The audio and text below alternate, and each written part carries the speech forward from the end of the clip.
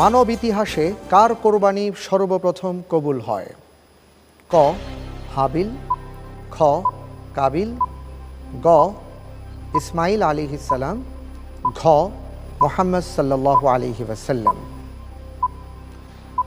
চারটি অপশন রয়েছে, সেখানে আমরা দুজন ভাইয়ের নাম দেখতে পাচ্ছি।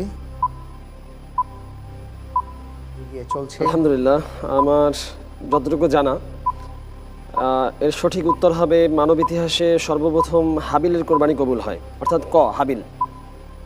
ক হাবিল। জি বুঝে শুনে বলছেন? জি। ঠিক, লক করে দিলাম। সময়ও শেষ হয়ে গেছে, আপনি বলছেন হাবিল। দেখি আপনার কথা সঠিক হয় কিনা, আমরা উত্তরটি জানতে চাচ্ছি। উত্তরটি কি হবে দেখে নিচ্ছি। আপনি যা বলেছেন সঠিক উত্তর। আলহামদুলিল্লাহ। আলহামদুলিল্লাহ।